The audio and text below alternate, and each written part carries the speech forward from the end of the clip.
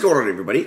How is everybody doing today? Welcome here today to my reaction to Bleacher Report's winners and losers from the 2021 NBA trade deadline. This was written by Eric Pincus on March 25th. So this was written right after the trade deadline. The trade deadline was pretty big. It's actually the biggest trade deadline in NBA history when you look at players being traded, teams being involved. And we saw two all-star type players, Vucevic and a former all-star in Oladipo, get traded. Two great young wings. Well, Norman Powell's 27, but yeah, Norman Powell. And we saw Gary Trent get traded, who's 22. We saw Aaron Gordon get traded, Evan Fournier. There was some pretty big trades. The biggest thing that wasn't traded was Kyle Lowry, but it was a great trade deadline nonetheless, because we got that Vucevic trade. That one nobody really expected. Like, we all kind of assumed Aaron Gordon was getting traded, Evan Fournier, Victor Oladipo, even Norman Powell was a possibility, but like the Vucevic one was like, whoa, that like came out of left field, especially Chicago.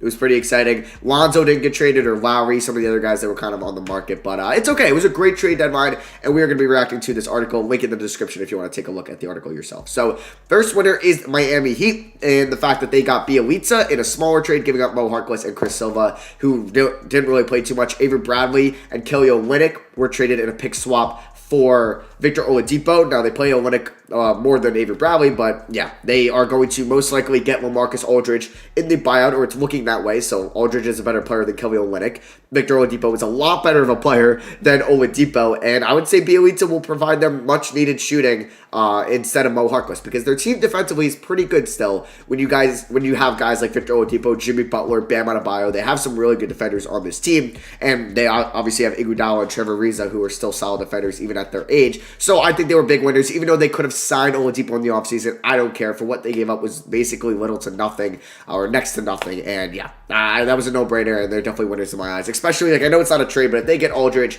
they are probably the biggest winners from this trade deadline time period. Loser is the Houston Rockets. Okay, so they have it right at the bottom. Yeah, I mean, they're the biggest loser in my eyes for what they gave up for, or excuse me, what they ended up getting for James Harden. The players that they got in return for James Harden are Kelly Olynyk, Dante Exum, and Avery Bradley.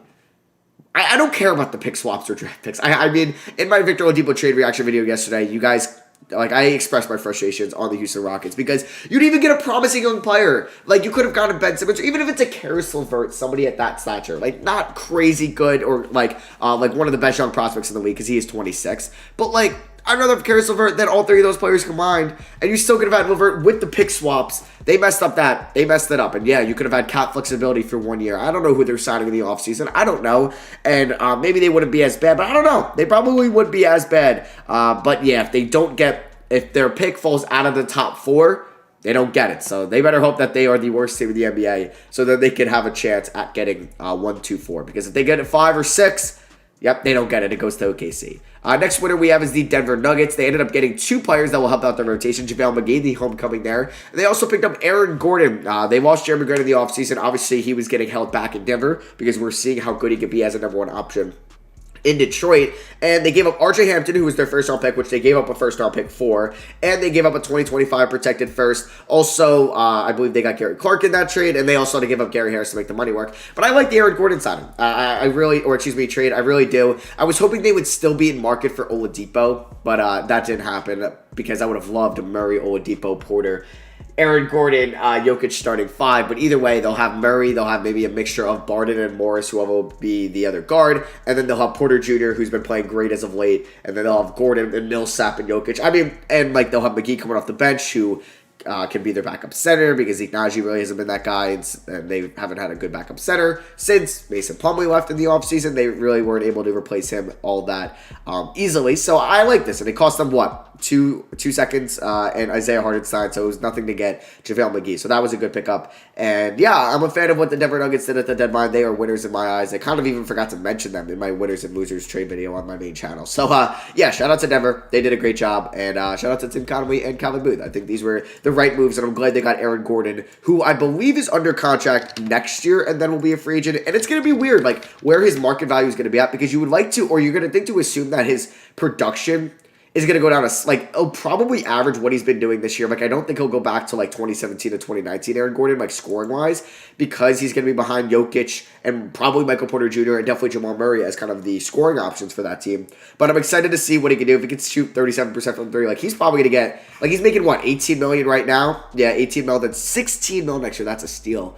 He's probably going to get around 20 mil a year because he will be how old when he's a free agent in 2 years? He's going to be 27 years old. So he'll be kind of going right into his prime, and we'll see what happens. I forgot how, like, disappointing his rookie year was. Yeah. But he only put up like 17 minutes a night. I mean, the 2014 class didn't have great rookie years anyway.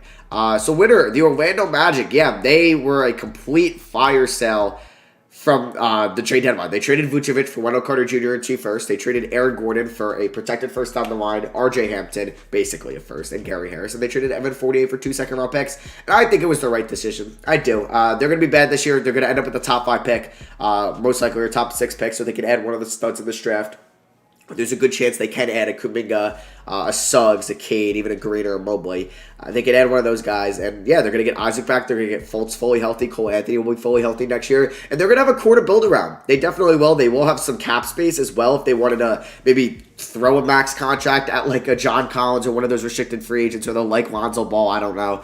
But I'm sure they're going to be in the market for some wings. And they have Chuma Okeke as well. Terrence Ross will still be on this team. We'll see what happens with Otto Porter. They also got Jeff Teague, but I think they're going to buy out Jeff Teague. And then Otto Porter, we'll see he gets bought out as well. Would love to see him on a team like Denver or Utah or even Portland. But I like what the Magic did. They were going to have to take a step back. Like if we look at what the Magic have done for the last 4 years with this core they pretty much had, like, yeah, 2016, 17, 29 and 53. They ended up 25 and 57, 42 and 40. 33 and 40 and 15 and 29. They made the playoffs, lost in round 1 as the 8 seed, made the playoffs as a 7 seed, lost in round 1. They ended up winning the first playoff game in both these series. They beat the Bucks in the 2020 bubble playoffs, and they beat the Raptors the year they won it all. And yeah, that was their peak of the core. That was the peak. It was disappointing. Wow, it's ever since Dwight left, man.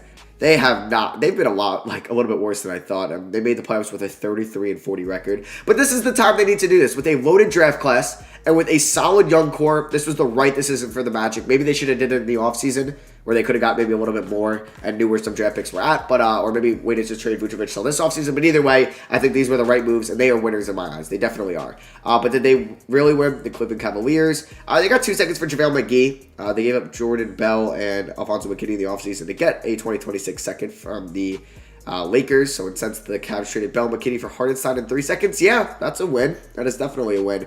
And yeah, they weren't able to trade Drummond, but that was expected. They're going to buy him out. And I don't know, he's been rumored to the Knicks and the Hornets, but he's probably going to go to the Lakers or maybe the Nets, but I think he'll be going to the Lakers. Winner is the Chicago Bulls. I think so as well. They were kind of stuck not knowing where they were going to be. Like for the last 2 years or 3 years where Levine's kind of been the number 1 option there, they have not been good. Now they're currently 19 and 24, and it's looking like they have a shot at being at least in the play-in tournament, and adding a all-star, 2-time all-star Nikola Vucevic will definitely help them out as the number 2 option there. So yeah, this is a win in my eyes for the Chicago Bulls. They add one of the best offensive centers in the league, and we'll see if they can actually make a push to be in the playoffs. We'll see if they can end up as the 8th or the 9th seed in the play-in tournament, because obviously if you end up as the 8th seed, you're not in a guaranteed spot or the 7th seed. They're currently the 10th seed. I mean, Indiana has lost TJ Warren. Celtics got a little bit better. You're going to expect the Heat to go up. Hornets maybe will drop a little bit with LaMelo out, and we'll see if the Knicks with their tough schedule will stay there. But yeah, the Bulls definitely have a shot at making the playoffs, and at least they gave their team a shot at winning. Yeah, player development is huge, but I agree with this, and I'm very happy with what the Bulls did here. Loser, the Boston Celtics. I mean, I think 48 was great. Yeah, I would have preferred Gordon, and I would have gave up Romeo Langford or Aaron Nesmith and a first-round pick for Aaron Gordon, basically what the Nuggets gave up, like RJ Hampton and a protected first. So, I don't know. I would have done that for Aaron Gordon and 2 seconds as well. I would have traded for 48 and Aaron Gordon. It's just, I feel like, I don't know. They traded also, what's his name, Daniel Tice for Mo Wagner. That's an interesting trade. Wagner will be restricted at the end of the season, so we'll see what they do with him. But yeah, I wouldn't call them losers, but I would have liked to see them do a little bit more at the deadline. Winner of the Washington Wizards, not a massive play, but the Wizards let go of 2 players they didn't value, Brown and Wagner, get 2 interesting prospects for the Bulls. I disagree. I think this was more of a win for Chicago. I think Brown and Wagner are better than Hutchinson and Gafford. I think Brown I'd rather have than Hutchinson, or by a little bit, but yeah, and then I'd rather have Wagner than Gafford. Mavericks, winners for for trading for JJ Redick. That was like a buzzer beater trade, and it wasn't like a significant price. They gave up Wesley Iwudu, who's basically value of a second round pick, and another second rounder. Pelicans, incomplete. A second rounder for Redick is reasonable, but Lonzo Ball's fate. Yeah, they're going to be losers if he leaves in the offseason and they don't pay him, and they didn't get anything for him. Blazers is subjective. I don't know what you mean by that, but I don't know. I kind of like Trent just because he's 5 years younger than Powell, and he might cost a little bit less on the open market.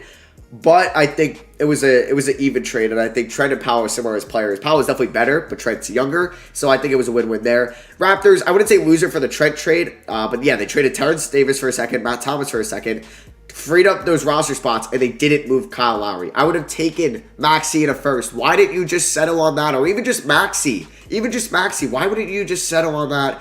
You wanted Maxey and Thibault and 2 firsts. Lakers wouldn't send THT. I don't know why. Like, I don't think THT is that good. Like, Miami not sending Hero is reasonable, but I feel like Taylor Horton-Tucker is a little bit, like, I'm not going to call him overrated, but I just don't think he's as good as people think he is. Like, I would have gave up THT for Lowry. I definitely would have. And he's a second-round pick, so he will be a free agent at the end of the year, and I'm sure LA's going to want to bring him back. But interesting. Low-key winner like DeLon Wright, DeLon Wright, Sacramento Kings. Yeah, I guess he goes from Detroit to Sacramento, has a chance to compete in the playoffs. Winner, Detroit Pistons, because they got out of Wright's contract for an easier one to dispose of Joseph. Plus 2 seconds. Yeah, I think so. Winner, 76ers, I think getting George Hill for 3 seconds. Bradley and Ferguson and Poirier were pretty much, was a good trade. But yeah, they also gave up 3 second-round picks. And the Knicks, I disagree with this. Trading Brzdeikis for Terrence Ferguson and a second. I mean, the second this year is nice. But, like, I thought Brzdeikis was pretty good. So, I disagree with this. I disagree with that. And, like, not trading for Lonzo, I wouldn't put them as losers because the price was probably high. They could just go after him in the offseason. Thunder, more picks. Money winner, Warriors, yeah, they traded Wanamaker and Marquise Chris to free up some cap space. Okay, the Hornets adding Brad Wanamaker. I would have liked to see them make a play for Lonzo or John Collins. Knew it wasn't happening. Spurs, yeah, they take on Chris, and then they couldn't find a trade for Aldridge, which pretty much was expected. Winner, the Atlanta Hawks. I mean, it would have been interesting if they traded, like, Aldridge for Drummond. Like, Aldridge in a second for Drummond, and then Aldridge would have just got bought out. Interesting. Winner, the Atlanta Hawks. They didn't need Rondo. I don't know. I guess, like, yeah, I guess they didn't really need Lou Will, but hey, what, they get a second? Yeah, they got 2 seconds out of it. All right. Winner, the Clippers. Yeah, they get that playmaker in Rajon Rondo that they desperately needed. It's going to be weird not seeing Lou Will there. It is going to be weird. And winner, Lemon Pep and Lou. No comment. I think Lou Will is actually a loser. I put him as a loser because he goes from the Clippers to the Hawks, and he's aged, man. He's at the end of his career. I'd rather be on a team that can compete for a championship because he's never won one. So yeah, that is going to be my reaction to Bleacher Report's winners and losers from the 2021 trade deadline. Drop a like if you guys did enjoy the video. Link to the article in the description below. Thank you for watching. Hope you guys did enjoy. Let me know your winners and losers down below. I'll catch you guys in the next one. Peace.